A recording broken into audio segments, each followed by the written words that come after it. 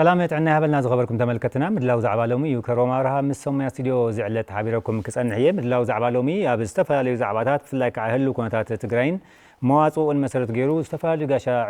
عدمات غايش نقربه نهزبي باستفالي مدلاوات نباخاتكم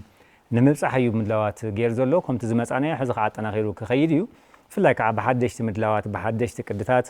استفالي مدلاوات بوانا وغديات አለው ኣብ ቴሌቪዥን ትግራይ ኣብ ምድላው زعبالومي لومي غاشانا ኣብ ደገ ካብ ዝርከቡ ዲያስፖራ ኢናና ዋኻትኩም ዕድምት ጋሻ ጌርና ምጽና ዘለና በሃገር ዓባይ ብሪጣንያ ዓዲ እንግሊዝ ኣብ ስኮትላንድ ትነብር ኢየሩሳሌም ባርናባስ ያ ጋሻና ምስ ኢየሩሳሌም ባርናባስ ጽቡጻን ሒት ከለውና ያ ተስፋ ዝገብር ምሳጻን ሒት ለዋትና ተካቱ ለኻ በኽብሪ ይዕድም ልዕሊ ኩሉ ግን ሌላ ምስ ኢየሩሳሌም ከለውና እዩ ምሳና ጽንሑ ክብረት ያሃበልና ዕድሜና አኽቢርኪ ንህዝብ ትግራይ ነትህሉ ኮንታት መሰረት ጌርኪ تزلك تعزبتات نقصالون زلو مواصبو مسرت غير كحساب كتبنا فقادنيا سلازخونكي عزيز مسكن انا ون بطعمي مسكنكم اخبركم سلازعدمكم مني زخلو زلن غنزابتاتي ككافل سلازي يقني لك بلدلي اب سكوتلاند يزنبر ايدنبرا زبال كتما ليلا دلينير من يا يورساليم زولو او تملكتنا سلازهلو 3 سنه حدقل تسلسليقه يورومنيا يورساليم باندبات بحال أنا منبري عدي نزحالة في 45 عامتات ببريطانيا أيو سلازي زبزح عدما يزحلف قوة أب عد إنجليزي مالتي إنجليز حجي دما سكوتلاند ينبر بحاتيرو أنا كاب زمت أقول سدرا بتعمي تجادا لاي زخونة سدرائي متي كاب بحبوتاتي جميرو أبو بحبوتاتي إن فاكت زجر مكة انتهي رخيبة مسلكة بعسرت شعة تشحن 53 زتت حافة دبدبي أبو حقوي زت حافو هلك أجزهني أفلي بهالو ممهر يوم نيرو ني رأسي سيوم منقشة زتحافو دبدابي سب زهابنا نيرو بإير زتحافة مسو وندما بعسرت تشعة تشحن 5 بنا إثيوبيا قوت أطرا زتحافة دبدابي أبيتو تا زتحافو مخنياتهم أبو بحقوي أب متممس أتيوهانس زتسوو إيوم أفلي يبهالو أفلي يبهالو سهلو يبهالو أبو حقوي دما هالك أجزهني أفلي يبهالو نسومون بطاليان زتواقعو طاليان غزوهم زفرسو نسوم زقوسلو دحارون طاليان غزوهم وريرو غزوهم تقميطو زنبره أب تግራይ ውሽጢ ዘለዋ ቤት ትምህርትታት መስዕሩክቶም ኮይኖም ዝኸፈቱ ንበዓል ንግስት ሳባ ኣጋዚያን ኣፄ ዮሐንስ ኣብ ተንቤን ከምኡ ከፊቶም ኣብ ዝኸድዎ ቤት ትምህርቲ ክፈቱ እንዳተባሃሉ ኣብ ኣፄ ምኒልክ ኣዲስ ኣበባ ከይተረፈ ዘምሃሩ እናሓጎይ እውን ከምኡ መምህርየን ነይረን ነዋልዲ ምህራ ነይረን ስድራይ ብምሉኦም ዘዕበየኒ ንዓይ ኣፖ እዩ ኣደ ሓወደይ እዩ ብጣዕሚ ጅግና ዝነበረ ኣኮ ነይሩኒ ኣብ ኣዲስ ኣበባ እያ ንዓቢ ትግራይ ኣይፈልጣን ብዙሕ ግን ኣብ ትግራይ ተጋዳሊት ነይረ ብዓሰርተታት ዓመተይ ውሽጢ ዓሲምባ ዝበሃል ናይ ኢትዮጵያ ህዝባዊ ቤታዊ ፓርቲ ዝበሃል ንዓቢ መንእሰይ ዝነበሮ ብኢትዮጵያ ተጀሚሩ ስለ ዝነበረ ኣብቲ ቃልስቲ ብጣዕሚ ተሳሒበ ኣትየ ዘመቻይሉ ደርግ ምስ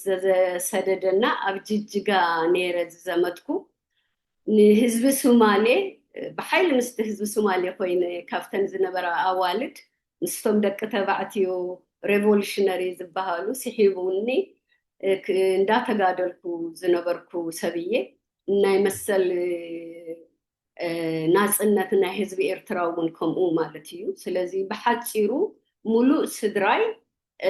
تقادلين هربنيان حزبيو زعبين نكوي بزبن درجة تأثيرو يو أرجيت سبعي حجون بزبن أبي أحمدون سدراي بزح تساقيهم يوم سلازي بحاتيرون تاي يخبل زدلي بايتاي ناي سدراين ناي بعلين بحق فتح دليتي سدراي متيه أنا هوتي بدق كقمت كله كميدا زوجافو مسويان حرنت تجراين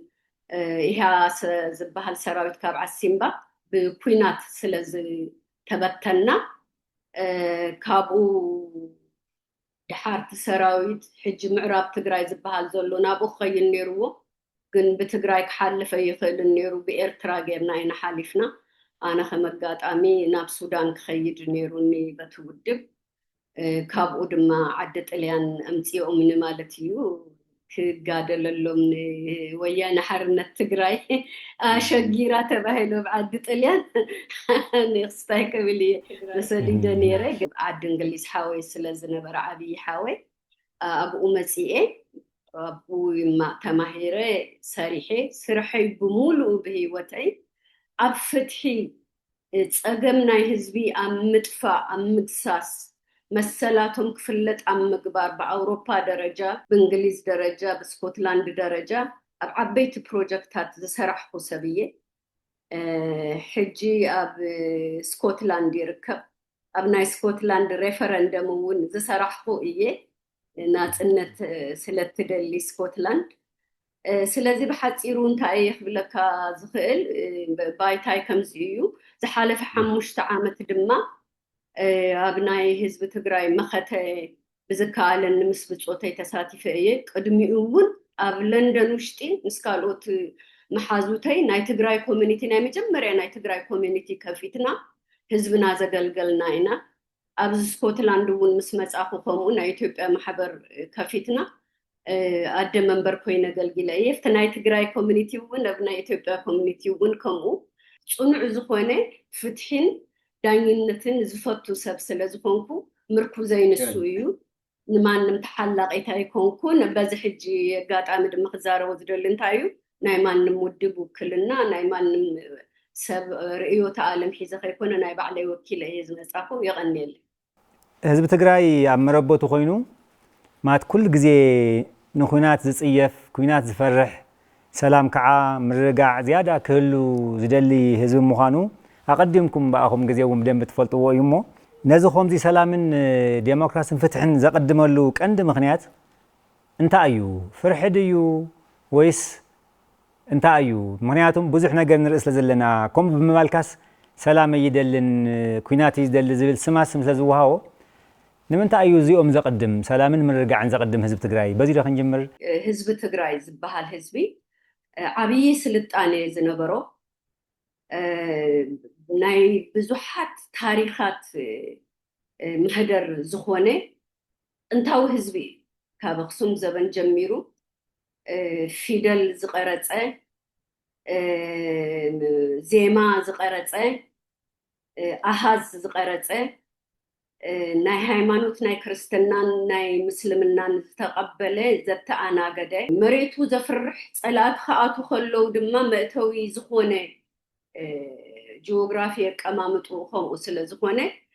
ብዙሕ ግዜ ብኹናት ዝተጠቅዐ እዩ ብዝተደጋጋሚ ብፖርቱጊዝ ይኹን ብጣልያን ይኹን ብእንግሊዝ ይኹን ብገለ ዝመፁ ኩሎም ድማ ኣፅዋሮም ልዕሊኡ እንዳውረዱ ብዙሕ ዘሳቀይዎ ናይ ባዕሉ መራሕቲ ዝበሃሉ ውን ንሓርነቶም ክቃለሱ ከለው መሬቱ እንዳቆረሱ እንዳወሰዱ ንጥሜት ንመከራ ዘቃልዕዎ ዝፍራሕ ህዝቢ እዩ ምክንያቱም ታሪኹ ዘኹርዕ እዩ ነዞም ኩሎም ዝኣተው ጸላእቲ ዝበሃሉ ካብ ጥንቲ ዘበን ጀሚሩ ንኩሎም ዝሰዓረ ንማንም ዘይግዛእ ህዝቢ ስለ ዝኾነ ኣብቲ መሬት ድማ ብተደጋጋሚ ካብ ክፍለ ዘመን ናብ ክፍለ ዘመን ብዙሓት ኩናታት ስለ ዝተኻየዱ ኩናት ይጽየፍ እዩ ኣይፈርሕን ኩናት ይጽየፍ እዩ ኩናት ኣየባርዕን ባዕሉ ኣየልዕልን ክመጾውን ኣይደልን ነብሱ ይከላኸል እዩ ስለ ዝከላኸል ድማ ተኸላኺሉ እውን ኣብ ብዙሓት ኩናታት ሰዓራይ ኮይኑ ስለ ዝወፅእ ከም ህዝቢ ይፍራሕ እዩ ተታሪኹ ድማ ከም ዝበልኩ ሕጂ ናይ ኢትዮጵያ ታሪኽ ባዕሉ ክንዛረብ ከለና ናይ ኢትዮጵያ ታሪኽ ተባሂሉ ክምዝገብ ከሎ ናይ ጽላተ ሙሴ ናይ ግዕዝ ፊደል ናይ ኣሃዝ ናይ ዜማ ናይ ክብርታት ቤተክርስትያናት ዝሮኪውን انتاين زبهالا خاور استفلتولو أبيات كريستيانات أبيات كريستيانات زلو نخل عنقالا زخونة مسلمنا قدمو زتقبل زعقوبة حزب سلا زخونة زخلو تاريخ ناي نكستا سابا ناي نبوت سلمون تباهيلو سلا زرب ناي طليان وراري مشناف مسعار تباهيلو سلا زرب إذا تاريخ زياء يعني إثيوبيا مشهد إيه سلازي ناي إثيوبيا تاريخ أبز تدريخو سلا زخونة كل جزء زم حزبي توم كالوت حزبي إذا يونا هنازبل ناي بعلم تاريخ تهالومون كم زبالت انتاو تصنع انتاي شو ناي سعارنت ناي مسنفنت ناي سلام فتاوينت ناي معقوبنت ناي تقبالنت تاريخ أب تجري سلزبونه زلو أبرئسيون تبعلو تمريت يزوو زلو تجري قليل ببوتا يكونن صلاي آتي بقليل زوج يكونن زفرح بقطعي سلازي إذا كله انتاي شو كوينات كتصل يقبرو كوينات كفرحو كم قالوا تفرحوا له مقنيات دما تتاريخو يدلوا أيام كن تتاريخو لهم كم حزبي يفرحوا أيام مقنياتهم كل جزء سعر أيو كل جزء تقبل أيو صلقات اللوم مقنياتهم كم تزقربوا ويكونن زي ناريتيف بيلد يقبروا أيام نساتهم تعذبكم تكونكم ناريتيف كنترول يبلو صعدوا ناريتيف كنترول تايو تترختي نساتهم يوننوا نحنا ترختنا ونينا يوين فلتن بزح جزي أنا قل عفلق يذكرني بترين تاكواترو يجانا البربري أم بتأسيلك أم جدل جبات تجري يبلو نيرو سلازي زبلعو زي بلو أم بتأزبلع انت زعري جيروم يوم تناريتيف زغربوه برتقراوي كروع زقونة تاريخ زلوه زي سنف سعراي جيروم أي يقربون انتاو عادي جيروم أي يقربون مريتو دما سلازداليون أبنت حجي أتأمني لك بعلوم قوريسو متمريت تيجيت آيتو هيبوم أتي هاي لسلاسي خمتو خلو خمو قوريسوم نأسفاوسن لقلتو للتسرائيل مرعيوم تمريت وسيدوم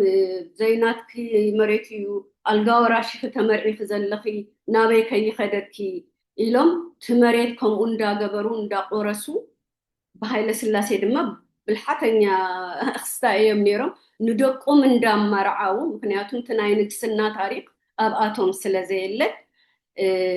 انت تعذبكم تم زمرعوهم زنبرو دق هاي لسلاسي دق هاي لسلاسي كلهم دق نداوس تقراي زنبرو سلازي التناريتيف كنترول مقبار سلازي دلو بزيك أني سلازلوهم نزتها تمركزهم يوم كل جزي زتقعنا التناريتيف نحنا ونقبله كساب اللومي يتركوا اللو حزب تግራይ ግና በዝሎሚ ግዜ እዚ እዩ ታሪኹ ብሓፂቡ ናሬቲቭ ኮንትሮል ክገብሩ ስለ ዝደልዩ ምክንያቱም ታሪኹ ነዊሕን ሓያል ህዝብን ስለ ዝኾነ በዚ ምክንያት ዝፍራሕ ይመስለኒ ኣነ ሕጂ እንታይ የሎ እዚ ሓለፈ 5 ዓመታት ድማ እዚ ትርኽቲ እዚ እንዳኸደ ብቴስዓን ናይ 17 ዓመት ቃልሲ ገይሩ ህዝቢ ትግራይ ተገዛኣይ ህዝቢ ስለ ዘይኮነ ማለት እዩ ዝገዝኦ ይደልን ክገዝኡ እውን ይደልን ተቃሊሱ ንመሬት ኢትዮጵያ ተቆጻጺሩ ኣብ ልዕሊ ኢትዮጵያ ተራእዩ ዘይፍለጥ ለውጢ ዘምጽአ ሓያል ህዝቢ እዩ በይኑ ይኮነን ካልኦት ነይሮም ወእዮም ግን እቲ ዓበየ ግደ ዝተጻወተ ህዝቢ ትግራይ እዩ ነይሩ ናይ ህዝቢ ናይ ዕድመ ላይፍ ኤክስፔክተንሲ ናይ ህዝቢ ዕድመ ሓፂሩ እዩ ነይሩ ኢትዮጵያ ሰብ 40 ዓመት ገለዩ ዝመውት ነይሩ ንሱ ክምሓይሽ ሕክምና ክምሓይሽ ትምህርቲ ክምሓይሽ 46 ዝኣኽላ ዩኒቨርሲቲታት ክኽፈታ ኣብ ትግራይ ሕጂ ኢትዮጵያ ዩኒቨርሲቲ እዚ ዝበሃል ፕራይቬት ቤት ትምህርቲ እኳ ኣይነበረን ጠቕላሉ ሰባት ዊንጌት ክወዳደሩ ክደሉ እኳ ወይ አዲስ አበባ ወይ አስመራ ኸይዶም እዮም ፈተና ዝፈተኑ ነይሮም ቀደም በዓል መለስ ዜናዊ ዝተምሃሩሉ ቤት ትምህርትታት ማለት እዩ ስለዚ እንታይን ክብል ዝደሊ ምቁፅጣር ምስ ጀመረ ድማ ነተዓዲ ዝሓሸ መዋቕራት ሰሪሑ ቤት ትምህርትታት ናይ ደቂ ኣንስትዮ መሰል ክኽበር ብሄረሰባት መሰሎም ክኽበር ኣብ ኩሉ ዘለው ሰባት ከም ሰብ ሓደ ምዃኖም ተኣሚኑ ሕገ መንግስቲ ቀሪጹ ሰላም ዘስፈነ ካብ ሓደ ጫፍ ናብ ሓደ ጫፍ ናይ ኢትዮጵያ ሰብ ከም ድላዩ ዝዘዋወረሉ ኣብ ዝኸኣሎ ቦታ ክመሃር ዝኽእለሉ ዕድል ፈጢሩ ብኣፍሪቃ ደረጃ ድማ ኢትዮጵያ ትበሃል ዓዲ ብጥምየት ትፍለጥ ብናይ 84-85 ናይ ኣውሮፓ ቆፃፅራ ብጣዕሚ ዘሰክሕ ናይ ጥምየት ግዜ ስለ ዝነበረ ባንዴድ ተባሂሉ ኣብዚ ብዓለም ደረጃ ክንደይ ሚልዮናት ሰልዲ ተዋፂኡ እዩ ነይሩ ኣብቲ ዲክሽነሪ ፋሚን ዝብል ናይ ኦክስፈርድ ዲክሽነሪ ኢትዮጵያ እያ ነይራ ምሳሌ ተጠቂሳ ትነብር እንካፍቲ ዲክሽነሪ ክትወፅእ ዝገበረ ፋሚን ዝብል ኢትዮጵያ ዝበሃል ነገር ከይኸውን ከውፅእ ዝፈተነ ደቁን ደቂ ካልኦትን ክመሃሩ ዕድል ዝፈጠረ ጅግና ህዝቢ እዩ ካልኦት እውን ኢትዮጵያውያን ተሳቲፎም እዮም ግን ህዝቢ ትግራይ ካፍቲ ዘለዎ ቁፅሪ ንላዕሊ ካፍቲ ካብ ኢትዮጵያ ዝኸሰቦ ንላዕሊ ደቁ ብዙሕ መስዋዕትነት ከፊሎም ንኢትዮጵያ ኣብ ስጉም ዝበለ ቦታ ከብፅሕዋ ዝኽኣሉ ሰባት እዮም ነይሮም እዚ ክእለቶም እዚ ባዕሉ ነቲ ናሬቲቭ ተፈጢሩ ዝነበረ ናሬቲቭ ፊት ስለ ዘይገብር ነዚ ናሬቲቭ ክቕፅል ክግበር ነይርዎ እቲ መሬት ሙሳድ እቲ ምርሳሕ እቲ ብቃልሱ ዘምፅኦ ዝፈጠሮ መዋቕራት ብሙሉእ ዝፈጠሮም ትካላት ብሙሉኦም ክፈርሱ ተገይሩ ማለት እዩ ምክንያቱ እቲ ናሬቲቭ ንዘለዓለም ክቕፅል ስለ ዝድለ ህዝቢ ትግራይ ክሳዱ ኣድንኑ ኩናት ደላያይ መሲሉ ደቁ ደናቁር ኮይኖም ለመንቲ ኮይኖም ተሰደድቲ ኮይኖም ንኽነብሩ ዝሓምም ሕብረተሰብ ኮይኑ ንእግዚአብሔር እንዳረገመ ቅፅል ስለ ዝደሊ ይመስለኒ እቲ ዝበዝሕ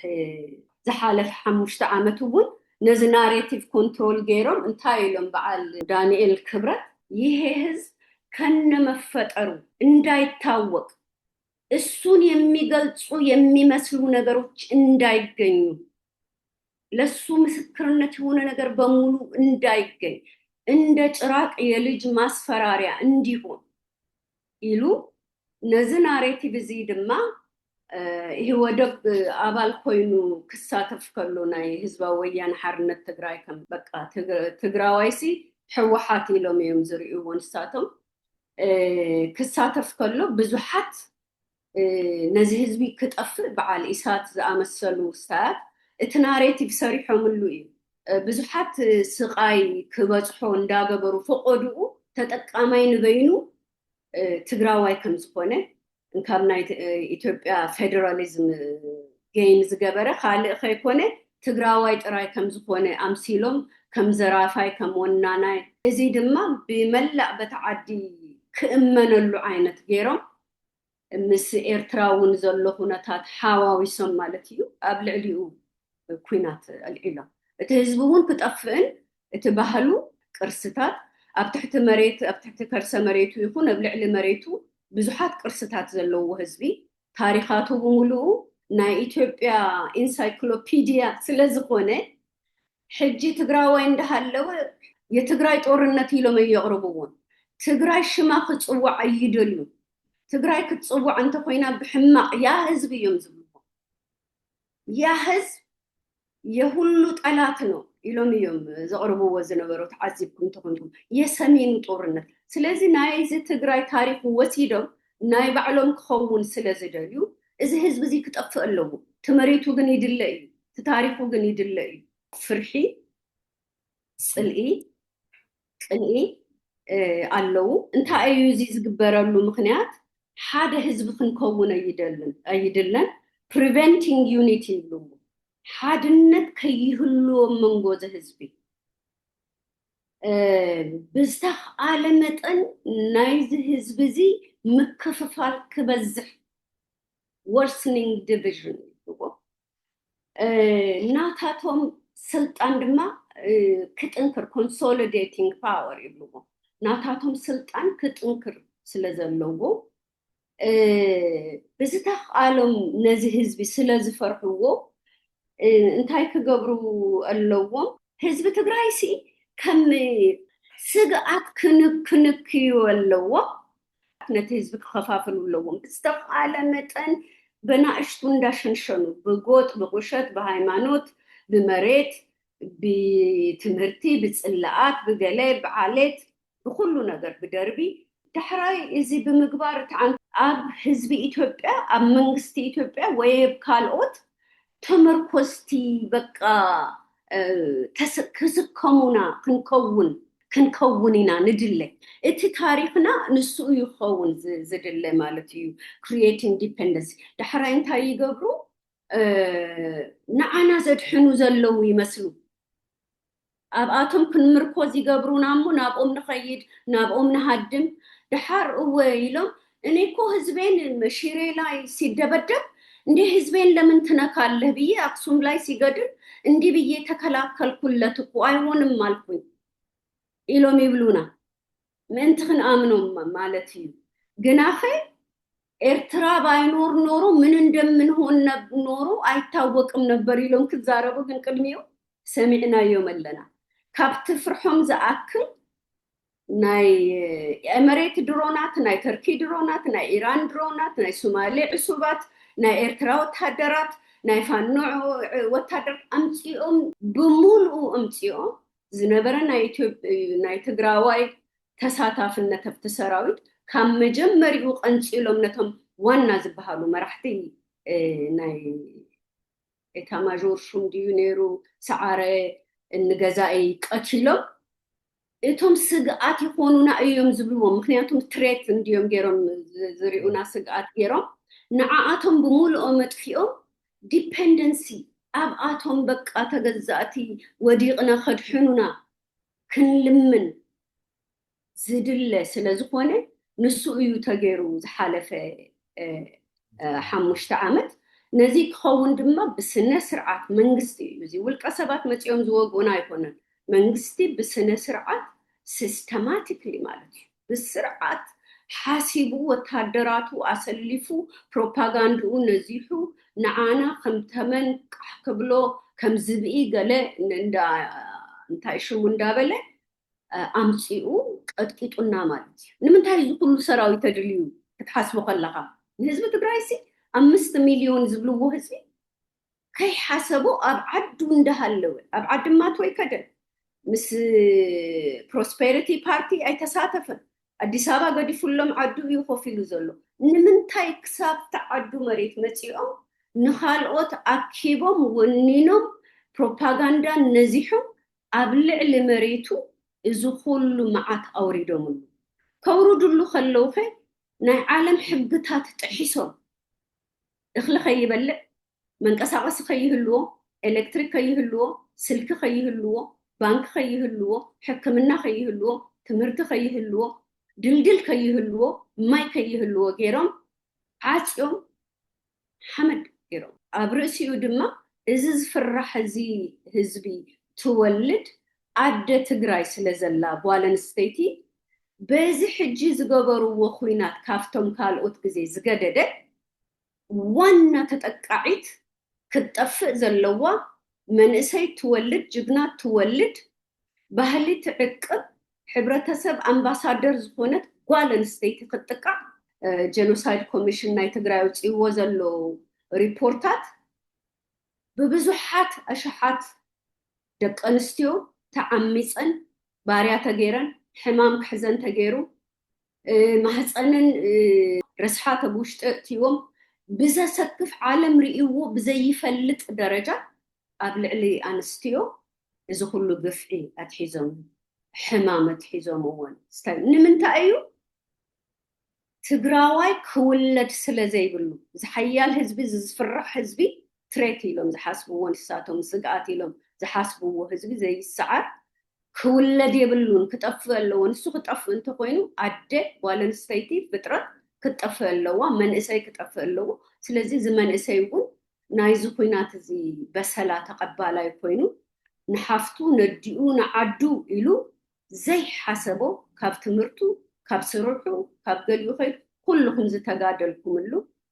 ማንም ሰብ ኣነ ወያነ ሓርነት ትግራይ እየ ኣነ ባይቶና እየ ኣነ ዓሲምባ እየ ከይበለ ኩሉ ትግራዋይ بحادة أمبيرو تقاديلو من مخانو عالم قد كساب زبل أرئيو مالتي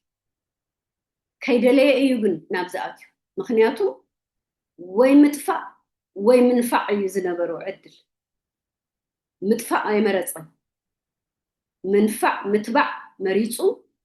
نزز مرصو دما حجيون سلازي قدفة كيدو بريتوريا والا انت تسمامعون اتا عنت ويزبالكوا ناريتيف كنترول زبالكوا نغير سلازلا ناتاتهم باور مقنقان سلازي يدليو بعلتهم سلطان كتناخرو سلازي دليو نعنا مخفال ترأيو زلوهم عدل مكنياتهم بخونات فتينو منو أيتخالن عالم قدلو كنكين نيرونا ناب بريتوريا ناب نايروبي أبو خينا إتيبوز تسرحي حجي كزاربو ويدلن يزخون خوينو وعل حزنا متينا تخوينات أتقون تبلوون حجوون تخوينات ألو هزبنا يتسأنتي يزلو دمت بزي بلون تايشمو إذا خعانا من تايو تقدم زقبرو وزنبر بتقميت كبدا سلازلو سلازي نسليبر حفكو ينيرو مخنياتهم قربا معالتي بأفريكا يونين غانا زقربتهم تعيشمو نيرو بارنت اندحاسكا موساد أسيركا زنبري قفعتات استفتسنا بزملكات مالتيونا نسوة تعحيز حدا نا إنجليزينيا صحيفة سليبر يندد إلي حجي كاب أستترجمتي يازيا بارنت أي موتن كان ببالكم بارنت أي موتن أي تتعشو مقوح تبتيخو حارنت جن يلن مركب تتعينو بحري تساقرن زبهار حاوية بقربتو محتم زتقع يلن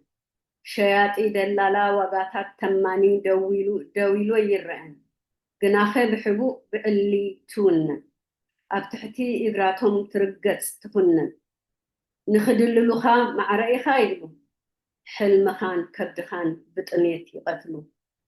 أبكرسة مريتكا ورقي كوبالت الماز ولا تتقبرو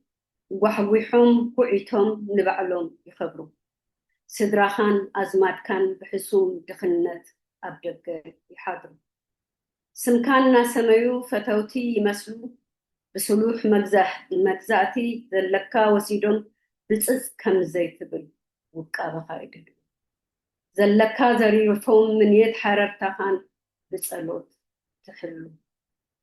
مريت كان تحازي معدن هابتتات زكوعات ورقتات بري مسلمازات قنانات كايكونا نسخاي تشطو بأخا يبنا سماين قعريركا خطريقوت تخيل ورب صنحيلهم تتنفسو أير كأزوخا أيو سلدي نخد كفل بسلحتا سلتي هفتخا منتيلهم غيرو مخات سلال أتيوكا سنفلال عقلي صبيبوكا حلمها كتحدن كاب عدي في الدهان زلكا يوسدو زترفي حبو قح كبلوم ينكسو كسارات أويركا نابراخان غزاخان بسقال يبرسو زسبر سنسلت ولا مندق إلن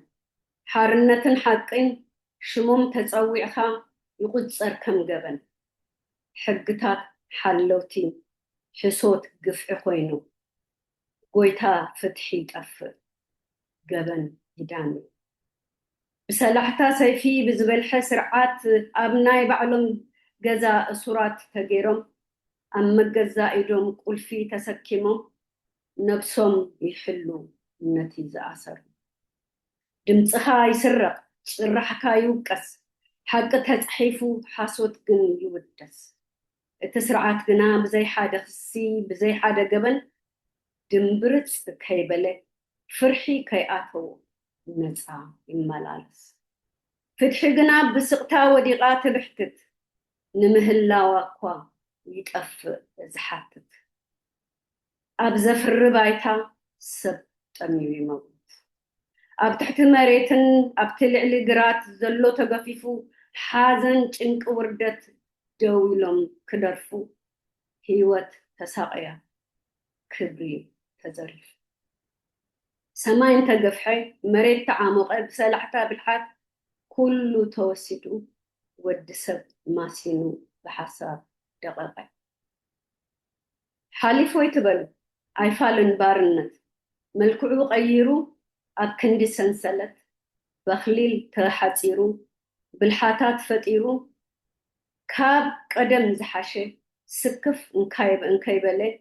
هافتي منيت حلمي كله ندحنششي محبئي سئينو هياو تربشي حالفو يتبلو أيفالن بارنت تنبرو موسواس منبر أيكونن حرم يغني اللي مو زيدا أيرو مالت مصحفتس كلونا أيوم ماتي وي لو يوم نابزي ببليش يتقوروني موصل مالت ينبر كنفتنا زتات كي نقبركو انتا خوينو زي حالفة مشت عامت سقاي كوينو تريقول لقا زبزح زينا نحلفو زلنا أدفوكسي كنسرح نعالم كننقر دمص كنكون قالسي تاريخنا نسرح زلنا بايزوي تقارو بارنت جنا أي زولة سنة صحف ونزقمت كيلو عنتو زقرو كيو ونلو تاريخ كان هفت جنة كان عرس خان وسيدم تجزأت كون صبيعتنيات كون بزح نجرنا تسرح صنيحو أبكر مع عالم دما بريتوريا تفرمو نشتي تمزابل تخملسو جزء تجراي ومكملس تسفى جيرو نيرو حزب تجراي إذا تسفازي نخلت عمت سست عمت كعوشت أنا بدقن بزح نجرنا تفتر بناي وعلنا وناي وعلى سجمنا هلو حزق عا داجماي كويناتن داجماي سنتتن يسحتر له نريق لنا أبتقرأي بوتين تخبي ولا كل عينت كبا أيزله كل عينت كلا أيزله أو لعلي أخ عتزول كيوم فرحات كعني وحز سمين مسكا زي بالك كانت هاله مسجور بيتو مسكالي ونكير رخب بزحنا قريف ترى له مو زي تعزوا يلا خدو نمنت أيو تخوم زي زقبر زله أو أخوينكم كم يتعزوا ولهم إيرو زتها قناجوه نفسها مكلخال ممكات كتف زتها عالمتن تكفافللو من يوم عينت كفتت مدلاي تي زسان كايو سلطان اندغنا نزخ فتاتات እንዳተጠቀምካ موساد نمقصصار قليل يغبرو ስለዚህ እንታይ ኢኻ ትገብር ማለት እዩ ኣብ ሰለስተ ነገራት ተሰርሐት ህዝቢ unity capacity determination እተን ሰለስተ ነገራት ሕብረቱን ዘለዎ ዓቕምን እንታይ ክእለትን ምብትታ እዩ بريتوريا تفرمو مسمصي ننوح غزي قراءاتنا سقينا نيرنا تاي زكايد زلو اتز تفرمه تግራይ ናፍቲ ዝነበረቶ ቦታ ቅድመ ኩናት ዝነበረቶ ቦታ ንኽትምለስ ዝኾነ ተጻብቆታት ከይግበር ብክልቲኡ ወገን ዝተፈረመ እዚ ታየም ዝብሉ ክልተ ወገናዊ ስምምዕነት እዩ ዩኒላተራል ኣይኮነን አብይ አሕመድ ፈሪሙ ዝሃበና እና ከይኮነ بايلاترال زبلو بخلتيو وغن تግራይ ህዝባዊ ሓርነት ትግራይ ክትፍርሙ بوغن መንግስት ድማ ያው ናይ ፒፒ ክፍርም ተገይሩ ዝተወሰነ ውሳኔ እዩ ነይሩ ካልኦት ተዓዘብቲ ዘለውዎ ማለት እዩ ግና እዚ ዝተፈረመ ነገር ንነውሕ ግዜ እንታይ ምዃኑ እኳ ፀቢቕና ከይሰማዕናዮ እንታይ ከም ዝካየድ እውን ከይተረድአና ንነውሕ ግዜ ፀኒሑ ግዜ ሓሊፉ ማለት እዩ ግዜ ምሕላፍ ማለት ድማ تسب جراخة أتو مقبر تزدخمو تمقبز سعاني تتسفان دهانك أو يلوز تسبز نبره انتي بقى تايز بهار فرستريت كجبر مقبري زي حدا سلتي ايو بعدو باي ذا واي ابوشت انا وندما تمكفف الحجي او سلطان كنركب نخيلينا زبل حايلتات ون ابوشت انا تفطيرو مالتيو او سلام كتمصيا مالتيو اذا تمص سلام اذا تمص سلطان كمي غيرنا كنقوصاصرا نخيل نمن كنتقعلنا نحنا انت خوينا كنقوصاصرو زبال ነገር ስለ ዝተፈጠረ አብኡ ብዙሕ ተሰሪሑ ይመስለኒ preventing united resistance ዝበሃል ነገር ከይህሉ ሓዳዊነት እንታይ ሽሙ ከይህሉ ብሓደ ምስራሕ ከይህሉ ኣብ ሕብረትና ኩናት ተጀሚሩ ኣብ ልዕሊ ሕብረትና ኩናት ተጀሚሩ እቲ ኩናት ናይ ታይሽሙ ጠጠው ኢሉ ናይ ጠበንጃን ድሮንን ጠጠው ኢሉ እቲ ኩናት ኣብ ሕብረትና እቲ ኩናት ኣብ ጥንካሬና ዝነበረና ዲተርሚኔሽን ዝብልዎ ንሱ ክፈርስ ግራ ክኣትወና ነንሕድሕድና ምጥርጣር ክንጅምር ትዝነበረና ታይሽም ተስፋ ከምንም ተገይሩ እዚ ብስነ ስርዓት ከም መሳርሒ ስልቲ ተገይሩ ኣብ ርእሲኡ እቲ ዘይተመለሰ መሬት ኣሎ ብተስፋ ሃንቀው ኢሉ ናብ ቦትኡ ክምለስ ዝፅበ ዘሎ ተመዛባላይ ሚልዮን ዝኣክል ህዝቢ ኣሎ ኣብ ሱዳን ዝተበተነ ካብ 70,000 ንላዕሊ ዝኸውን ስደተኛ ኣሎ ፈቆድኡ ተበቲኑ ኣብ ሱዳን ኩናት ተጀሚሩ ፋሕ ፍንጭራሕ ኢሉ ዘሎ ህዝቢ ኣሎ እቲ መሬቱ ዝተወሰደ ህዝቢ ብሓደ ወገን ኤርትራ ሒዛቱ ህዝቢ ኢሮብ ይሳቀ ህዝቢ ኩናማ ይሳቀ ህዝቢ ትግራይ ብሓፈሹ ይሳቀ ኣሎ እቲ ተኣሲሩ ዘሎ እውን ኣይተፈትሐን ምንም ነገር ከይተገበረ እዛ ናይ ፕሪቶሪያ ስምምዕነት ከም መሳርሒ ተወሲዳ ኣብ ንዓና ምኽፍፋል ስራሕ ሓያል ፀብጢ ክግበር ጀሚሩ እዚ ንምንታይ እዩ ሕብረትና ንምስባር ምክንያቱም እቲ ሕብረት ሓይልና ስለ ዝነበረ ዝፍራሕ ዝነበረ እውን ሕብረትና ስለ ዝኾነ እቲ ሕብረት ድማ ታሪክና ስለ ዝነበረ ሬዚስታንስ ናህና ሓይልና ስለ ዝነበረ ንሱ ክጠፍእ ስለ ዘለዎ ኣብ ውሽጥና ምኽፋል ብምፍጣር ኣብ ክንድቲ ፕሪቶሪያ ውዕል ኣብ ግብሪ ውዕል ክንዲ ምግባር እቶም ዘፈራረሙን ገለ ዝበሃሉ ናይ ኤዩ እውን ተበቲኖም እቶም ከጽንዑ ዝግብኦም ኢክሪ ዝበሃሉ ናይ ኢንቨስቲጌሽን ናይ human right ክስታይ ናይ ዩናይትድ ኔሽን human right expert መጽኦም ዝነበሩ እንዳጽንዑ ዝነበሩ ክንደይ war crime against humanity ናይ ኩናት ጦርነት ናይ መሰል ምግፋፍን ገለን ዝተሰርሑ ከጽንዑ መጽኦም ዝነበሩ ግዜኦም ከይናዋሕ ተገይሩ ኩሉ መሓውራት ንዓና ክጠቅመና ዝኽእል ዝነበረ ኩሉ ሪፖርታት ዝተጻሓፈ ንሕና እኳ ብወገንና ክንደይ ዝሰደናዮ ብዛዓዲ ኣብ ዓዲ እንግሊዝ ባዕሉ ናይ እንግሊዝ ፓርላማ ውሽጢ ናይ ሕብረት እንታይ ሽሙ መሰል ተጣበቅቲ የብኡ ዘሎ ኣባላት ዝጻሓፍዎ 106 ገጽ ዘለዎ the three horsemen ዝብል ሪፖርት እኳ ኣሎ ፈቆድኡ ዩኒቨርሲቲታት ፈቆዶ ናይ ጀኖሳይድ ኮሚሽን ዝጻሓፉ ናይ ኣምነስቲ ኢንተርናሽናል እዞም ኩሎም ሪፖርታት ተጠሚሮም ተሓታትነት ከይመጽእ ንዕኡ እንዳድከምካ ነቲ ህዝቢ እንዳጥመኻ ነቲ ህዝቢ ብንኡሽተይ ተረዲካ ኣባኻ ዲፔንደንት ክኸውን እንዳገበርካ እንዳተጸበየ ክነብር ድሓርቲ ካልእ ድማ ተኸፋፍሉ ንስኻ ኮ ወዲ ሽረ ኢኻ ንስኻ ኮ ወዲ ዓድዋ ኢኻ ዓድዋ ኮ ክጠፍኡ ኣለዎም እንደርታ ኮዚ ክኾኑ ኢሮብ ኮዚ እዮም ኩናማ ኮዚ እዮም ራያ እዚ እዮም እንዳበል እንዳተብሃለ ሓያል ገንዘብ ኣብዝታት ወጪኡ ኣብ ተጋሩ ምኽፍፋል ናይ ባዕሉ ካፓሲቲ ቢልድ ምግባር እሺ እቲ ጸላኢ ማለት እዩ ናይ ባዕሉ አንተወይ ዝበልክዎ ናሬቲቭ ምጥንኻር ኣብኡ ተኣትዩ ንሕና እንዳደኸምና እንዳተኸፋፈልና ብዙሓት ሕሶታት እንዳተነዝሑ ሶሻል ሚዲያታትን እዚ ዋና ሜይንስትሪም ሚዲያታት አንውን ባዕለን እቲ ዝጽሕፍዎ ዝዛረቦ ሪፖርታት ብዛዕባና ምክፍፋልን ሓደ ዘይምዃንን ካልኣይ ድማ ነቲ ግፍዒ ዝበጽሖ ነቲ ቪክቲም ወንጀለኛ ምግባር ደቂ ኣንስትዮ ባዕለን ክጽረፋ ጀሚረንተን ዝተሳቀያ ደቂ ኣንስትዮ ተጋሩ ባዕሎም እቲ ተረፍ ሻዕብያ እንዳበሉ ክጸርፍዎን ጀሚሮም እዚአን እኮ ይኮናን ናይ ባዕሎም ወታደራትን ናይ ባዕሎም ሰባትን እዮም ደሪፎም እቲ ናሬቲቭ ንሳቶም ክቆጻጸርዎ ምግባር ተጀሚሩ ማለት እዩ ነዚ እንዳተቀበሉ ድማ ዝነዝሑ ናይ ባዕሎም ኩርኩራት ፈጢሮም ኣብቲ ሞንጎ ናይ ፕሪቶሪያ ስምምዕነት ንሱ ንድሕሪት ተገዲፉ እቲ ስራሕቲ ኣብዚ ምክፍፋል ኮይኑ ንሕና ሓይሊ ኣብ ምድኻም ኣብ ምጥፋእ እቲ ዘለና ምክፍፋል ድማ እንዳገፍሐ ዝኸደሉ መገዲ ምድላይ ኮይኑ 70,000 ገሊኡ ተገዛኣይ ኮይኑ ገሊኡ ዘድሕኖ ስትጸላኢኡ ገይሩ ናብ ኣዲስ ኣበባ ኸቲሙ ንናይ ባዕሉ ፈሪሙ ዝመፀ ውድብ ፀላኢ ገይሩ ጭራሽ እቲ ፅንተት ፈፃሚ ክገብሩ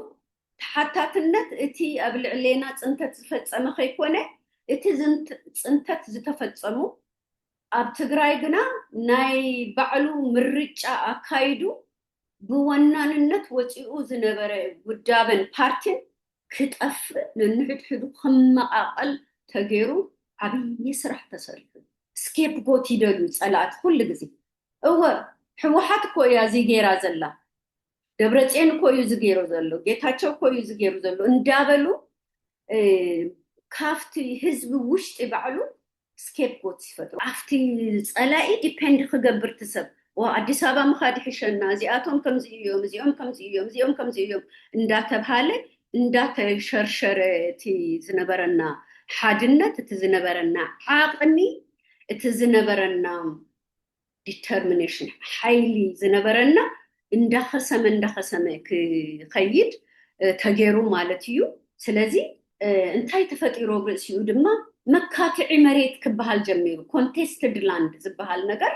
ብናይ ባዕልና ሰባት ባዕሉ ክዝረብ ጀሚሩ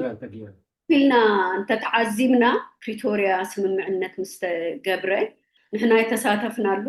ዝብል እንታይ ሽሙ እታ ምዕራብ ትግራይ ምክንያቱም የተከዘዘብ ዝበሃል ኣቂሞም ነይሮም እዮም ሪኢኹምዎ ኢኹም ዋና መላዓሊ ንሳቶም እውን ነዳዲ እዮም ነይሮም ተኾሊፍና ኢላ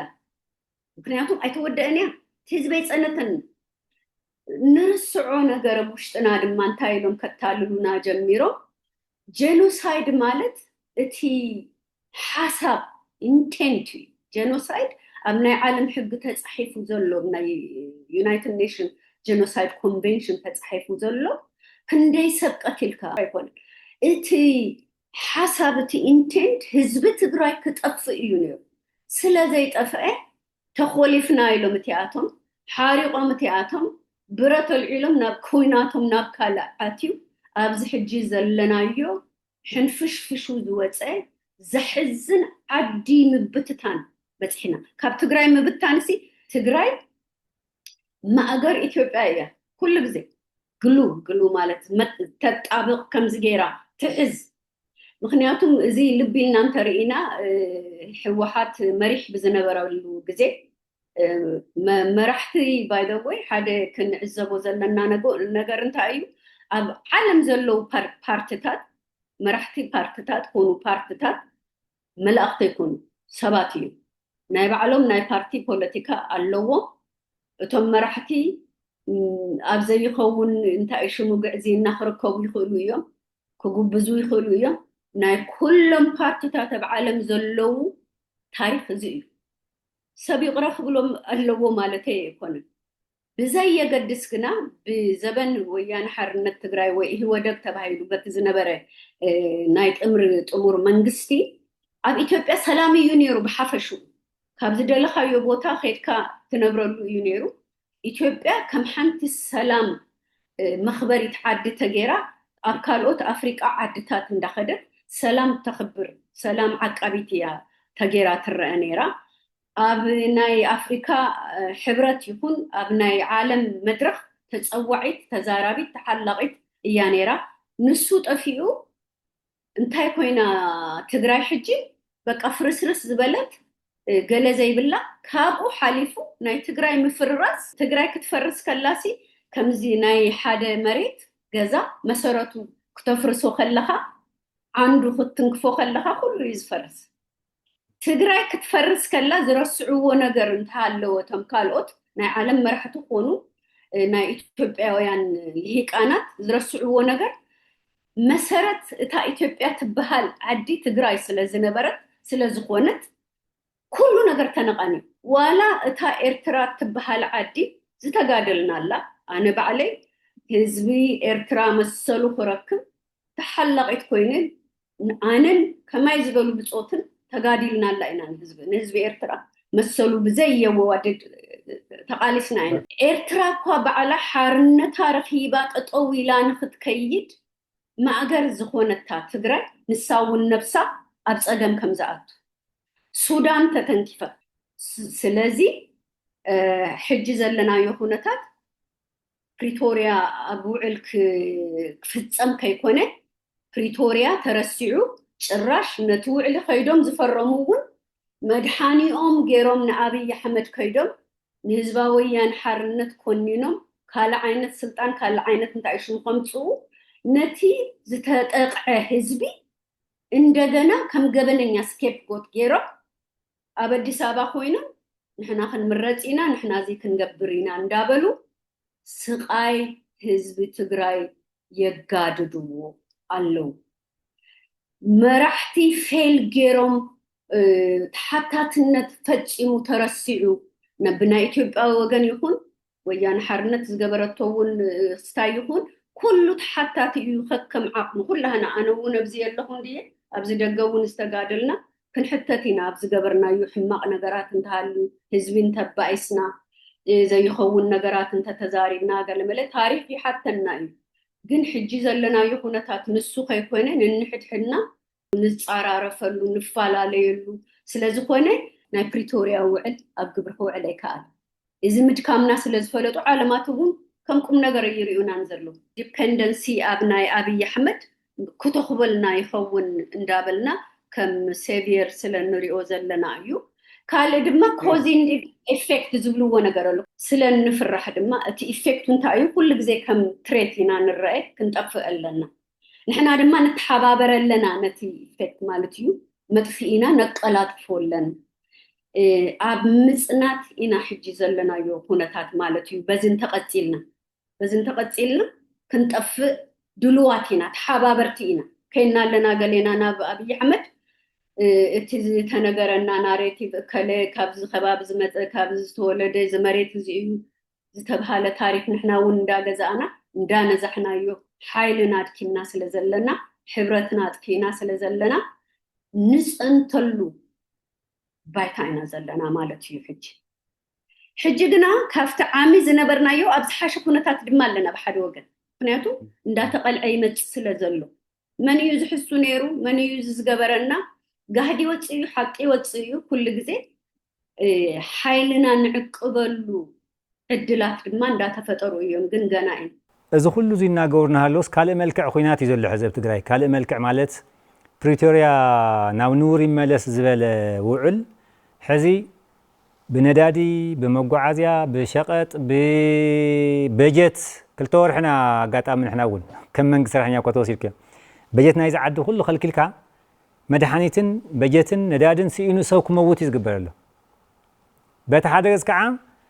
በሉ ንዑንዛተ ኣብ አዲስ አበባ ኮይናስ ንዑንዛተ ቦርድ መረፃ እውን ናብዚ ገይረ ወሲደዮ ኣለኹ መረፃ ካካይድ እየ ፌደሬሽን እውን ናይ ወልቃይት ናይ ሕሞራ ናይ ግዛዕ ባዕለይ ከመሓድሩ እየ ክብል ከሎ እንታይ እዩ ዝብለና ዘሎ ኣነ ከም ዝመስለኒ ናተይ ግምት ኣነ ክሳብ ዘለኹ እታ ንስኻትኩም ትሓስብዋ ትግራይ ኣይትህሉ ሲምፕል ንሕና ክሳብ ዘለና ቶም ኣብ ስልጣን ዘለዉ ክሳብ ዘለዉ ቶም ደገፍቶም ክሳብ ዘለዉ ትግራይ ብምንም ተኣምር መቕፅዒ ካልኦት ዓሌታት ከይለዓሉ እውን እየ ክገብራ ምክንያቱ ኩሉ ግዜ ስግኣተይ ንሳ ስለዝኾነት እንዳምፃኹ መድፍዕን ገለን ዝገዝአሉ ይሓፅረኒ እውን ስለዘሎ ናፍቲ ዓዲ እውን ሰላም ስለዘየለ ኢንቨስትመንት ኣይመፅእን ቱሪዝም የለን አዲስ አበባ ክሪኡ ሰባት ይመፁ ኣለዉ ከምቲ ትፈልጥዎ እታ ዓድዋ ትበሃል እውን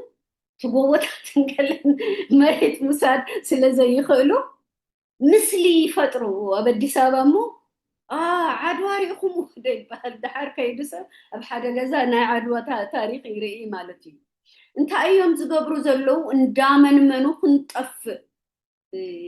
ኩሉ ግዜ ዝዛረባ ብናይ ካልኣይ ውግእ ዓለም እዚ ናይ ናዚ እንታይ ሽሙ ዝነበረ ሂትለር ምስ ተመኻሪኡ ጌስታፖ ዝተዘራረቡ ከመይ ገይረ እየ ነዞም ኣይሁዳውያን በቃ ከይተኮስኩ ከጥፍኦም ዝኽእል ክብል ከሎ ኣጥምዮም እፀዎም ድሓር ባዕሎም ክጠፍኡ እዩ ስለዚ እንታይ እዩ ሕጂ ዝግበር ዘሎ ማለት እዩ ኣብ ኣምሓራ ክልል ኣፍቴባና ዝካየድ ዘሎ ኮ ይካየድ ኣብኡ ኩናት ዘሎ ዝታኮሱ ዘለዉ ገለ ዝብሉ ዘለዉ ባንካቶም ግን ክፉት እዩ ተረዲካ ኣብቲ ቤት ምኽሪ ኣለዎ ሕጂ እውን መገዶም ኣይተዓፀውን ስለዚ ኩሉ ነገር ይረኽቡ ኣለዉ እዩ ንሕና ግና ካብ 2016 ጀሚርና ካብ 2016 ብፈረንጂ መገድታት ተዓፅዩ እኽሊ ከይኣቱ ተገይሩ ካብ ከባቢኡ ተፈናቂልና ህዝብና ተበቲኑ እቲ ውዕል ተወዓዒልና እኳ እንዳሃለና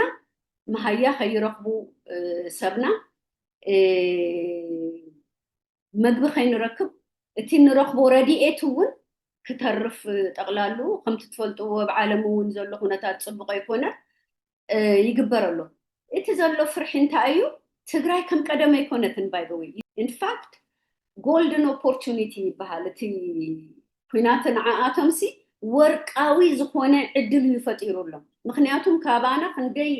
ሚሊዮናት ዶላርስ ዘውፅእ እንታይ ሽሙ እንዳወሰዱ ንሕና ግና ንጠምን ለና ኣብ ከርሰ ትሕቲ መሬትና ዘሎ ሃፍቲ እኳ ከይተጠቐምናሉ ነታ ትቐትለና ዓዲ ምሕረት ግበርልና እንዳው ቀረፅ ንኸፍል ኣለና እሞ ወኪል የብልና ነፍቲ ቦታ ምንም መሓውር የብልና ንዓና ዘተዓዕዝ ምስ ኢትዮጵያ ብዘይካ ናይ ፕሪቶሪያ ክስታይ ንሳውን ኣብ ጁብ ኣብይ ኣሕመድ እያ ዘላ ማንም ብግብሪ ዝተርጎማ የለን ስለዚ እዚ ተማሂሩ ዘሎ ህዝቢ እንታይ እዩ ፍልልዩ ካብቲ ቀደም ህዝቢ ትግራይ ተማሂሩ እዩ ብዝሓለፈ 30 ዓመት ህዝቢ ትግራይ ፈቆዶ ዓለም ተጓዒዙ እዩ ከም ቀደም ኣይኮነን ህዝቢ ትግራይ ብዙሓት ፈላጣት ሊቃውንቲ ኣለዎ ህዝቢ ትግራይ ኣብ ዝተፈላለየ ዓለም ሰሪሑ ኤክስፐርት ኮይኑ ይነብር እዩ ከምኒ ዶክተር ቴድሮስ ኣድሓኖም ዓይነት ሰባት ዝፈጠረት እያ ትግራይ ከምኒ መለስ ዜናዊ ዓይነት ሰባት ዝፈጠረት እያ ክንደይ ጀጋኑ ጀነራላት ዝፈጠረት እያ ስለዚ ትምህርቲ ክህሉ የብሉን ኣብ ትግራይ መምሃራን ክህሉ የብሎም ተምሃሮ ክመሃሩ የብሎም ህዝቢ ክበልዕ የብሉን ቤት ትምህርቲ ክኸዱ የብሎም ቆልዑ ጠምዮም ወለዶም ዘይብሎም ቆልዑ እንዳጠመዩ ትምህርት ቤት ምኻድ ኣብይዎም ቤት ትምህርትታት ኣብያተ ቤት ትምህርትታት ፈሪሰን ተወዲአን ኣለዋ መዓት ኣምቡላንስ ብምኢትታት ብ300 ገለ ኣምቡላንስ ድየን ተጓዒዘን ተሰሪቐን ክስታይ ዝበላ ናይ ፋብሪካታት ኣቑሑት ኮምፒውተር ኩሉ መሓውራት ክስበር ተገይሩ ምክንያቱም ትግራዋይ ክመሃር የብሉን ኣብቲ ልዕሊ ዝነበረ ሓያልነትስ ትምህርቲ ተወሲኹሉ 27 ዓመት ንኢትዮጵያ ተኣክል ዓባይ ዓዲ ዘመሓደረ ከምዝን ተቐፂሉ ማንም ዝመፅእ ሓይሊ ኣይኽእሎም ስለዚ ክጠፍእ ኣለዎ ንሳያ ካልእ እንታይ ሽሙ ኣይኮነን ዝኽልክሉና ዘለው ኩሉ ነገር ንሱ እዩ ሽምና እውን ኢንፋክት ክነጥፍ ሕጅኮ ኣብ ምዕራብ ትግራይ ዘለው መፅኦም ክነብሩ ይኽእሉ እዮም ገለ ብፅዝ ከይትብሉ ቋንቋኹም ኣይትፅሕፉን ብቋንቋኹም ኣይትዛረቡ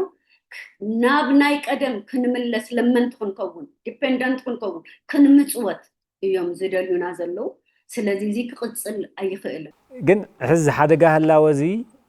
ከይትንህልው እንድዩ ከይትነብሩ እዚ ምድሪ መንነትኩም እውን ኣሕሊፍኩም ሃው መሬትኩም እውን ኣሕሊፍኩም ሃው ካልእ ዓይነት ኩናት እንድዩ ተኣውጅ ዘሎ ንሕና ከዓ ክንህሉ ኣለና ክንነብር ኣለና ናብ መረበትና ኣብ ገዛና ናብ ካልእ የኸድናን ግን ከዓ መረበትና ቆራሪሶም ሒዞም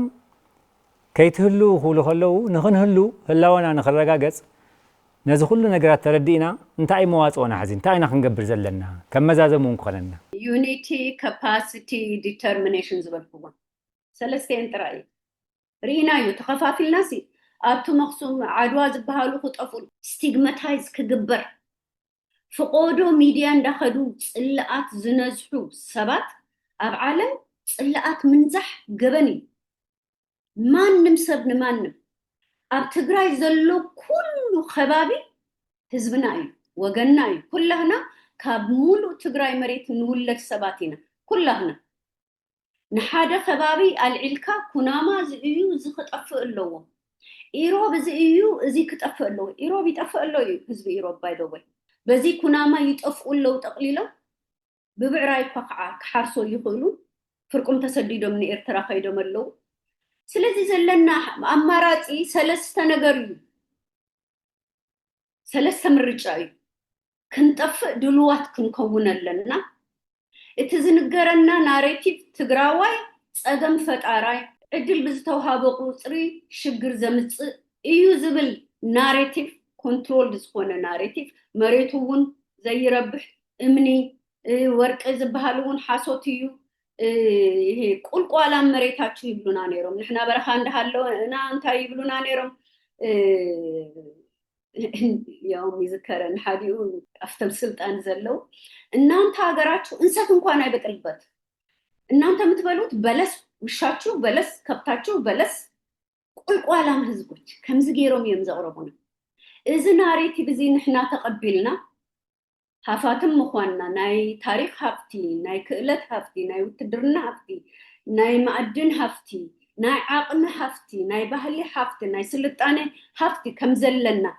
ክሒድና እዚ ዝንገረና ዘሎ ምክፍፋል እዚ ዝገበረካ እኮ ወዲ ኣክሱም እዩ እዚ ዝገበረካ ሽረታ እዩ እዚ ዝገበረካ ኢሮበታ እዩ እዚ ዝገበረካ እንደርታዋ እዩ ዝበሃሉ ሓሶታት እንዳተቀበልና ኣስላማይ ንስኻ ኮዚ ዝኹንካ ክስታናይ ዝንዳገበረካ እዩ ዝብሉ ኣብ መንጎና ዘለው ድኽመታት ተጠቂሞም ከጥፍኡና ክገብሩ ከለው ንሕና ኣሜን ኢልና ነዚ ክንቅፅል ተኮይና ጨካናት ኢና ባዕልና ከም ተጋሩ እውን ዜግነትና ክንክሕድ ኣለና ተጋሩ ኣይኮንና ፀላእቲ ትግራይ ፀላእቲ ተጋሩ እዩ ኣነ ብሓቂ እንታይ ምወሰን ክነርክ እንተባሂለ እንተስታይተ ዝብል ንህዝቡ ዝሸጠ ብጠቕላሉ ኣውፂኡ ዝሸጠ እቲ ዝንገር ናይ ሕሶት ንትግራይ እዩ ኢሉ ዝኣምን ሰብ ተሃልዩ ይልገስ ዝጋደሉ ግን ኣለው ብፅንዓት ብሓድነት ሓድነት ክንብል ከለና ድማ ሓደ ምዃን ኣይኮነ ሓደ ስድራሲ ሓደ ስድራ ይበሃል ደቅኻ እንተሃልዮም ኻ ኣብነት እቲ ሓደ ሽሮ ይፈቱ ሓደ ትምትሞ ይፈቱ ሓደ ሓምለ ይፈቱ ገለ ይፈቱ ነዞም ደቅኻ ኣይተጥምዮምን እኮ ንስኻ ሓምሊ መን ክሰርሐልካ ኸይደ ጥፍ ኣይትብል ባህርዮም ዝተፈላለየ እዩ ኣብ ገዛኻ ግና ከም ሓንቲ ናይ ስድራ ዩኒት ትሕዛ ንኩሉ ከከም ዓቕሙ ንስኻ እውን ብላዕን በኣረይዚ ተቕርበሉ ትፍትን ውልድካ እውን ዓቕምኻ ክርኢ ይፍትን ዘይብልካ ነገር ስጋ ተዘይምፃኻ ኣለይ ክትፎ ተዘይብልዓኻኒ ዝብል ተኮይኑ እውን ዓቕሙ ትውስኑ ኣይትብትኑን ግን እዚ ውልድ እዚ እውን ኣቦይ ድኻ እዩ ስጋ ከቕርበለይ ይኽእልን ኩሉ ግዜ ሽሮ እዩ ዘብልዐኒ ኢሉ ዝኸድዐካ እንተኮይኑ ውልድካ ኣይኮነን ውልድካ ኣይኮነን ነዲኡ ድኻ እያ እዚ እያ ትመስል ከምዚ እያ ኣካላ ጎዲሉ እዩ ዝኾይና እያ ኢሉ ዝኽሕድ እንተሃልዩ ውልድ ኣይኮን ባህሊቲ ስለዚ ተጋሩ ንኽሕድ ኢና ዘለና ማለት እዩ እዚ ዝበፅሑና ዘሎ ነገር መወፃፅኦ የብሉን ህዝባዊ ሓርነት ህዝባዊ ወያነ ሓርነት ተዘይጠፊኣ ተጋሩ ክንነብር ኣይንኽእልን ንብል ተኮይና ህዝባዊ ወያነ ሓርነት ትግራይ ጥራይ ኮነት ትጠፍእ ኩላህና ክንጠፍእ ኢና ባይቶና እንተዘይጠፊኦም ኢልና ንብል ተኮይና ኩላህና ክንጠፍእ ኢና ዘለውና ፓርቲታት ንህዝቦም ዝሓልዩ መንነት ህዝቦም ዘቀድሙ ክብሪ ህዝቦም ዘቀድሙ ኩርዓት ህዝቦምን ታሪኮምን ዘቀድሙ ዝኾኑ ፓርቲታት ኣብ ትግራይ ዝተፈጥሩ ዝፍጠሩ ንሓዋሩ እውን ክነብሩ ኣለው ህዝቦም ዘበሳብሱ ዝኽሕዱ ታሪኮም ዝጠልሙ ምስ ፀላእቲ ጠጠው ዝብሉ ድማ ተጋሩ ከም ዘይኮኑ ክክሓዱ ናተይ ርእይቶ እዩ እዚ ስለዚ ምርጫና ክልተ እዩ ወይ ንህዝቢ ትግራይ ምስ ታሪኹ ምስ ዘለዎ ፀገም ክንክሕዶ ኣለና ወይ እቲ ዘለና ታሪክ ተቀቢልና ኣቲናዮ ዘለና መቀራቅሮ ተረዲና ፀላኢ ዝገብረልና ዘሎ ሽርሒ ተረዲና ብሓደ ተሰሊፍና ጠሚርና ሓይልናን ክብርናን ምክንያቱም ክብሪ እዮም መስኢኖምና ዘለው ሓይልናን ክብርናን ዓቅምናን ዓድናን ክንመልስ ክንክእል ኣለና እቲ ናሬቲቭ ወለድና ቢልድ ዝገበርዎ ትርክቲ ተጋሩ ሓያላት ህዝቢ ፅኑዓት ህዝቢ ሰላም ፈተውቲ ህዝቢ ከይተንከፍካዮም ዘይትንክፉ ህዝቢ ታሪክ ዓቅብቲ ንበሃል ታሪክና እንዳሰነድና ዝገበርናዮ ጅግንነት ዝደኸምናዮ ድኽመት እውን እንዳዕረና ክንከይድ እንተዘይወሲና ክንጠፍእ መሪፅና ሕርየትና ምጥፋእ እዩ ማለት እዩ ምክንያቱም ኣብ ዓይና ዘለና ኤግዚስተንሽል ትሬት ዝብልዎ ናይ ምጥፋእን ናይ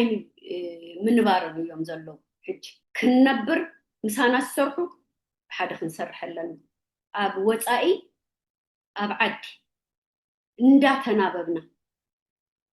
أتحساسبانا كلنا حدا إيو مالتي يكون بس حاول تحساسب لنا أفت حدا زقبرنا مريتنا ህዝብና ዝተበተነ ህዝብና መንነትና ቋንቋና ባህልና ዝተሰወአ ትውልድና መዘከሪ አካሎም ዝተጎድኡ አሕዋትና ንአና ክብላ ዝተዋረዳ ማንም ሕማቅ ተጻወተልን ጀጋኑ ደቅ አንስትዮ ደቅና እንደገና ውርደት ከይመፀን በሓደ ክንከውን ኣለና ምርጫ ይብልና ምርጫና ወይ ተሓደዩ ምስ አብይ አሕመድ ኮይና ካብ አዲስ አበባ ብሪሞት ኮንትሮል ከም ዝንዳገበርና ነመሓድራ ትግራይ ክንፈጠር ኢና ንደል ማለት እዩ አይኸውን እና ዘለና ማራጺ እዚ ጥራዩ ባህሊት የአነ ወይ ክንነብረልና ወይ ክንጠፈለና ዝብል ነገር ኣለሞ ህዝብ ትግራይ ከዓ አመረበቱ ክነብር ግድን እዩ ተፈጥራውን ሰብአውን መሰላቱ ተኸቢሩሉ ክነብር ግድን እዩ ግን እዚና ተኸልከለ ከዓ ስቂሉ ዝሪኡሉ ነገር ስለዘየለ تا حبرتنا حز خمي نمصايا تا حبرتنا خمي نمصايا زبل مقبالن زي مقبالن اب قلقل متفاينا زلنا زبل ترختي تر مالت شي كونتات تحقي ابايتا زلو نخنصنت قربيو تريفنا زلو مخنياتو እቲ ተመዛባ ላይ ጥራይ ከይኮነ ኩሉ ህዝብ ትግራይ ተመዛባ ላይ ተገይሩሎ አብገዙ መግበይ ይረክብን አብገዙ አብ ከተማ ኮፊሉ ክራይ ከፍለ ይኽእልን ደቁ ከምህረ ይኽእልን ክበልዕ ይኽእልን ገንዘብ ከውጽ ይኽእልን ምንም ነገር የብሉ ስለዚህ እንታዩ ዘለዎ እታ ዘላሓንቲ ክብርቲ ህይወቱ ምስአን ምሟት ምኹምሻሽ ከም ቆጽሊ አብአ ከጠፍዩ ማለት እዩ ምክንያቱም እቶም ካልኦት እንታዮም ዝገብሩ ዘለው በሓደ ኸይንመጽ ለይትን ቀትርን እዮም ሰርሑ ዘለው ስልጣኖም ከጠናኽሩ ለይትን ቀትርን እዮም ሰርሑ ዘለው ይሳኽዐሎም ደሎ አይሳኽዐሎም ምክንያቱም ንትግራይሲ ከም ሓደ ንህቢ ቆፎ ንህቢ ዶ ትትንከፍ ንህቢ እንተዘይተንኪፍካዮ ይትንክፈካን ተተንኪፍካዮ ድማ ይገድፈካን አይኮነን ትትንክፍ ዶ ድሓር ንምንታይ ሳዲዱሲ نديفني لك أتخري مالتي حجي وي نحنا تعاطينا بقى سقيلنا خنطفينا تنهبي افتقفو انت زي هاليوم عرك سرح يخلني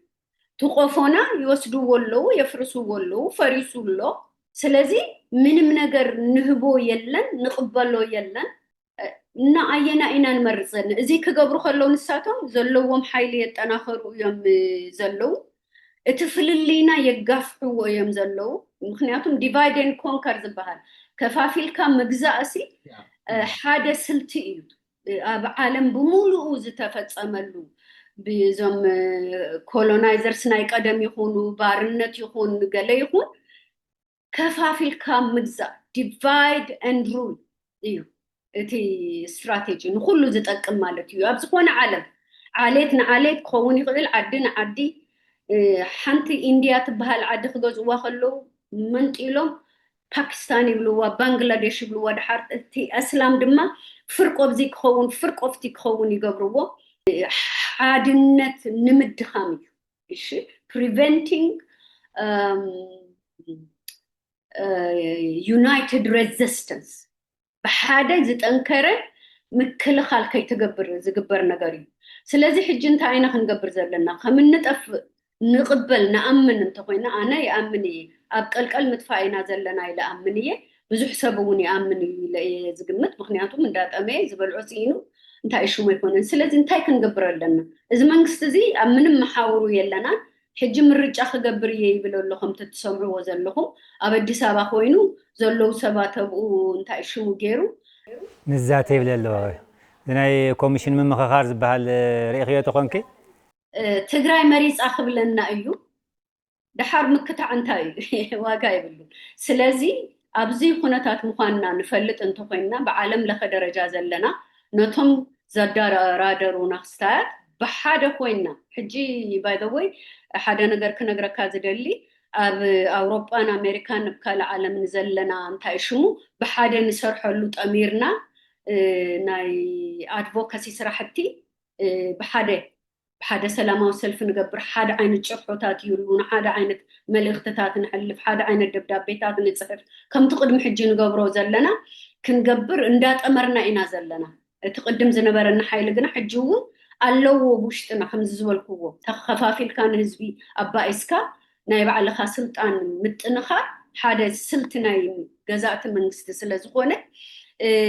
ፅግዕተኛነት ክስፋሕፋሕ ምግባር ንዓኣቶም ከም መድሓንትና ጌርካ ምቁፃር ንናይ ባዕልና ህዝብን ፓርቲን ገለ ድማ እንታይ ሽሙ ጌርካ ምሕሳብ ስርሐይ ተባሂሉ ዝስርሐሉ ዘሎ ነገር ስለ ዝኾነ ከይንጠፍእ ብሓደ ከም ብሓድሽ ዘለና ሓይሊ እንዳስማዕና ምስ ካልኦት እውን ቅድሚ ሕጂ ንዓና ከጥፍኡ ኢሎም መፂኦም ንባዕሎም እውን ኣብ ምጥፋእ ቀልቀል እንዳበፅሑ ዘለው ጠሚርና ምስ ዘለው ሓይልታት ምክንያቱም ነባራይ ፈታዊ ነባራይ ፀላኢ የለን ኣብ ፖለቲካ ዓለም ማለት እዩ ኣብ ዝኾነ ዓለም ስለዚ ንግዚኡ ብሓደ ዘለና ፀላኢ የጠላተይ ጠላት ወዳጀይ ነው ኢሎም እንዲዮም ንዓና ዝቀጥቀጡና ንሕና ንፀልኦ ህዝቢ የብልና ከም ህዝቢ ቅድሚ ሕጂ እውን ህዝቢ ፀሊእና ይንፈልጥን ህዝቢ ፃሊእና ባይስና እውን አይንፈልጥን ኣብ ታሪክና የለን እዚ እዩ ሰላም ፈተውቲ ዝገብረና እውን ባዕልና ፅልኢን ኩናትን ዘልዕልናዮ የለን ስለዚ ምስ ዘሎ መንግስቲ ከጥፈአና ዝወሰነ ንካልኦት እውን ዝልክም ዘሎ ብሓደ ኮይና ንሰርሐሉ መገድታትን ስልትን ደሊና ክንስለፍ ክንክእል ከም ዘለና ክንኣምን ኣለና እዚ ዘይነኣምን ተኮይና ዘለና ሕርያት ምጥፋእ እዩ ማለት እዩ ግን ብሰንክና ድማ ህዝቢ ትግራይ ክጠፍ የብሉን ምክንያቱም ኣብ ታሪክ ይደጋገም እዩ ግን ሓደ ዓይነት ኮይኑ ይመጽእ ባይ ዘ ወይ ኩሉ ግዜ ታሪክ እንታይ ሽሙ ንርኢ እንዲና ነዚ ኮየ ባርነት ይጠፈአኒ ለዝብል ዘለኹ ሕጂ ከም ቀደም ኣሲሩ ካብ ጋና ካብ ጊኒ ካብ ናይጄሪያ ወይ ካብ ቶጎ ኣሲሩ ብሰንሰለት ዝወስደካ የለን ኣብ ዓዶም መሬቱ እንዳተቀመጥካ ኣይስ ዝበሃል እንታይ ሽሙ ፈጢሩ እሺ ኢሚግሬሽን ኤንድ ካስተም ኢንፎርስመንት ይሉ ፈጢሩ እንዳኣረ ይሰድዱን ስለዚ እዚ ዓይነት ባርነት ክቅበል ሰብሉ ተኮይኑ ዘይጋደል ተኮይኑ ምጥፋእ መሪፁሎ ማለት እዩ እና ህዝብና ግን ከምኡ ይመርፅን ፈልጥ ህዝቢ ትግራይ ከምኡ ዓይነት ህዝቢ ከም ዘይኮነ እቲ ዘሎ ትውልድ እውን ሕጂ ተረዲኡ ወሎ ከመይ ጌርካ ከፋፊሎም ከጥፉና ይደልዩ ከም ዘለው ሓይሎም ከጠናኸሩ ይደልዩ ከም ዘለው እቲ ትሬት ዝበልክዎ ነገር ዓንተ ወይ ስጋኣት ንኮኖም ክቅንሱ ይደልዩ ኣለው ስለዚ ብዝተኸኣለና መጠን ናብ ነብስና ተመሊስና እንታይ ሽሙ ንስራሕ ብሓደ ናይ ሃይማኖት መራሕትና እውን ንህዝቦም እዚ ይምከሩ ብሓደ ይስርሑ ኣስላም ክርስቲያን ከይበልና መጀመርያ እታ ትግራይና ክትህሉ ከላ እያ ንሕና ስታይ ንብል ወዓግድያ ህበይ መጀመርያ መቀመጫየን ኢላ ዝበሃል መጀመርያ መንበሪና ባይታና የድልየና እዩ ባይታ ዘይብልና ኮፍ ንብለሉ መሬት ኣይህሉን ክብሪ ይህሉን ታሪክ ይህሉን ሃለዋት ይህሉን ስለዚ ምኽረይ ዝዩ ፀኒዕና ብሓደ ክንሰርሕ ኣለና ባህሊት እየ ገረም እየሩ ብጣዕሚ ዘመስግን በዚ ደረጃ እዚ ጥራሕ ይኮናን ክነብቅዕ ብቀፃሊ ብዙሕ ክንራኸብ ተስፋ ዝገብር እሞ የቀኒየለይ ብጣዕሚ የመስግን ስለዝዓደምኩምኒ ብጣዕሚ የመስግን በዘጋጣሚ እዚ ንህዝቢ ትግራይ ፅንዓት ክህቦ ክነፍዕ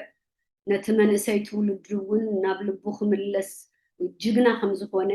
እቲ ዘለና ናይ ቲዲኤፍ ሰራዊት እውን ብኡ ከም ንምካሕ እና ክብሪ ንኩሎም ኣብዓዲ ኮይንኩም ትጋደሉ ዘለኹም ሰባት ዓብይ ክብረይ ከመስግንን ከቅርብን ይደሊ በዘጋጣሚ ነዴታትና ነተንሳቀያ ንብፆትና ኣካሎም ዝተጎድኡ መሃያ ዝሰኣኑ መናእሰይ ስታይ ዝብሉ ኣጆኹም ኣጆና ክንቃለሲና ብዝከኣለና ኣብ ፅንተት ከብፅሑና ከም ዝደልዩ ዘሎ ፈሊጥና ብሓደ ንጠርነፍ ሓደ ማለት ደሴም ማለት ኣይኮነን ስለዚ ኣብዚ ኣጠጠው ከብል ብጣዕሚ የቀኒየለይ ክብረት ይሃበለይ ስለዝፀዋዕኹምኒ ዘጋጣሚ ተጠቂመ ከመስግነኩም ደሊ ንኩልኩም ክቡራት ተመልከትና ብምድላው ዛዕባ ሎሚና ክሳብ ሕዚ ጸኒሕና ኣብ ዲያስፖራ ኣብ ዓባይ ብሪጣንያ ወይ ከዓ ዓዲ እንግሊዝ ኣብ ስኮትላንድ እትነብር ኢየሩሳሌም በርናባስ እዩ ምድላው ዛዕባ ሎሚ ጋሻ ጌርና ዓዲምና ብዙሕ ሓሳባት ሓበሬታት ከም ዝረኸብኩም እየ ተስፋ ዝገብር ኣብ ካሊእ ግዜ ብካሊእ ዛዕባ ምስ ካልኦት ጋሻታት ከዓ ክሳዕ ንራኸብ ክብሮም ኣብርሃ ምስ ሶሞያ ስቱድዮ ዝዕለት ሓቢረኩም እየ ጸኒሐ ሰሰናዩ ንኹልና